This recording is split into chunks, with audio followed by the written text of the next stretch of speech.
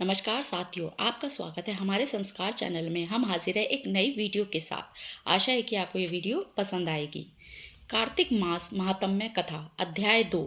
भगवान श्री कृष्ण आगे बोले, हे प्रिय, जब गुणवती को रक्षा द्वारा अपने पति एवं पिता के मारे जाने का समाचार मिला तो वह विलाप करने लगी।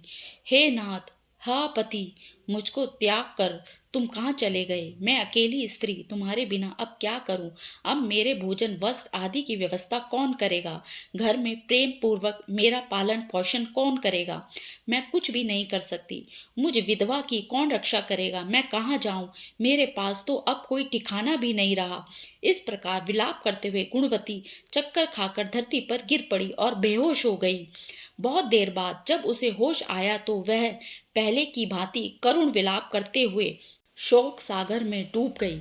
कुछ समय के पश्चात जब वह संभली तो उसे ध्यान आया कि पिता और पति की मृत्यु के बाद मुझे उनकी क्रिया करनी चाहिए जिससे उनकी गति हो सके। इसलिए उसने अपने घर का सारा सामान बेच दिया और उससे प्राप्त धन से उसने अपने पिता एवं पति का श्राद्ध आदि कर्म किया। तत्पश्चात वह उसी नगर में रहते हुए आठों पहर भगवान विष्णु की भक्ति करने लगी।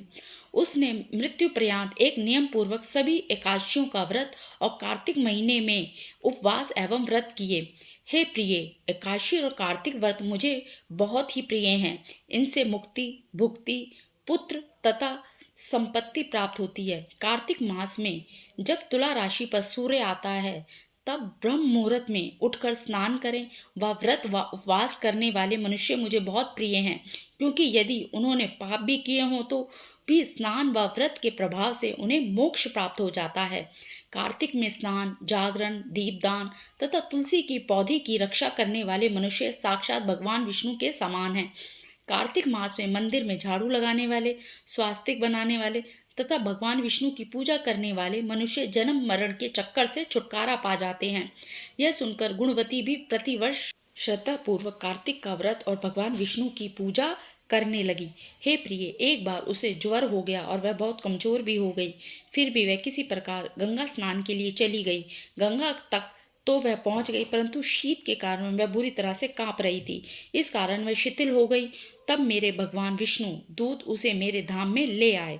तत्पश्चात ब्रह्मा आदि देवताओं की प्रार्थना पर जब मैंने कृष्ण का अवतार लिया तो मेरे गण भी मेरे साथ इस पृथ्वी पर आए, जो इस समय यादव हैं। तुम्हारे पिता पूर्व जन्म में देव शर्मा थे तो इस समय सत्राजित है। पूर्व जन्म में चंद्र शर्मा तो तुम्हारे पिता था, वह डाकू है। और हे देवी, तू ही वह गुणवती है। कार्तिक व्रत के प्रभाव के कारण ही तू मेरी अर्धांगिनी हुई है।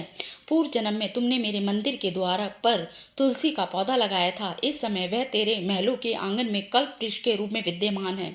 उस समय जन्म जो तुमने दीप दान किया था, उसी कारण तुम्हारी देह इतनी सुंदर है और तुम्हारे घर में साक्षात लक्ष्मी का वास है। चूंकि तुमने पूर्व जन्म में अपने सभी व्रतों का फल पति स्वरूप विष्णु को अर्पित किया था, उसी के भाव से इस जन्म में तुम मेरी प्रिय पत्नी हुई हो। पूर्व जन्म में तुमने नियम पूर्वक जो कार्तिक मास का व्रत किया था, उसी के कारण मेरा और तुम्हारा कभी वियोग नहीं होगा।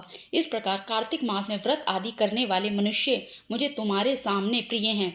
दूसरे जप तप यज्ञ दान आदि करने से प्राप्त फल कार्तिक मास में किए गए व्रत के फल से बहुत थोड़ा होता है। अर्थात कार्तिक मास के व्रतों को 16वां भाग भी नहीं होता है।